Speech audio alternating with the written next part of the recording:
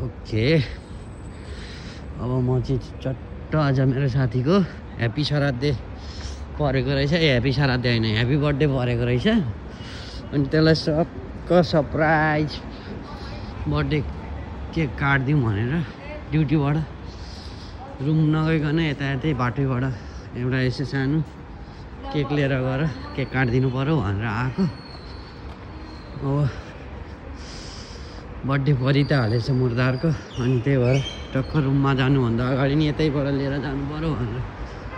हिँडेको म चाहिँ अनि बाटोमा यत्तिकै दुई हात हल्लाउँदै हल्लाउँदै हिँड्नुभन्दा भिडियो बनाउँदै बनाउँदै हिँडेर एकछिनबाट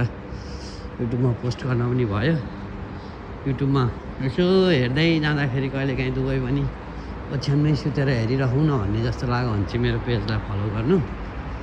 म यस्तै ड्युटी आउँदा जाँदा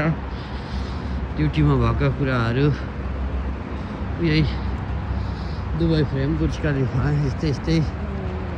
भिडियोहरू बनाइराखेको हुन्छु अब अहिले त ड्युटीबाट जाँदै गर्दा त कहाँबाट दुबई फ्रेमलाई बनाउन पाउनु र अलिकति परतिर पर्छ ऊ त्यहाँनिर देख्न त देखिन्छ त्यही पनि जानु भने त कति पनि छैन त्यही पनि बिहानको ड्युटी जाडो यस्तो चिसो छ बिहान त हुस्सु लागिरहेको हुन्छ पुरै त्यसो छैन त त्यत्रो टाढा पनि होइन हुन त उनीहरूलाई के झ्याइनमै हुन्छ र कहाँ पुगेको आउँ जतिखेर 24 आवर्स त्यतिखेर गाडीहरू यहाँ त जतिखेर आयो त्यतिखेर तर आज त एकदम कम रहेछ किनभने जाममा कहीँ जाममा परेर होला नत्र त बब्बाल भिड भइरहेको हुन्छ यहाँ त यहीँबाट चट्ट पनि फर्किनु पऱ्यो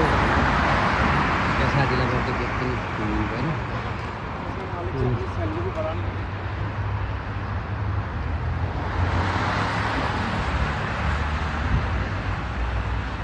अब यो रेस्टुरेन्टहरू चाहिँ एकदम बिहानको 3 बजीसम्म खोल्ने अनि 2 घन्टा बन्द भने फेरि खोल्ने त्यो टाइपको रेस्टुरेन्टहरू छ प्रायः यहाँनिर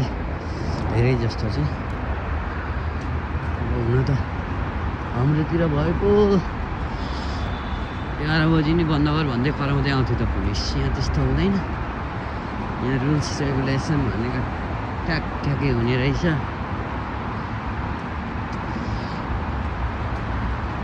यो बाटो चाहिँ अलिकति भित्रको बाटो पर्छ यो हाइवे भए पनि यहाँनिर अलिकति भित्र अलिकति सानो एरिया त त्यत्रो सानो त होइन ठुलै हो त्यही पनि त्यो त्यति साह्रो भिडभाड नहुने एरिया भएको भएर चाहिँ बाटो पनि सानो छ अनि गाडीहरू पनि त्यति धेरै कुद्दैन यहाँ चाहिँ अब धेरै लामो भिडियो पनि नबनाउँ धेरै लामो भिडियो भयो भने पनि हेर्नलाई पनि मजा आउँदैन अब नेक्स्ट भिडियोमा अब देखाउँछु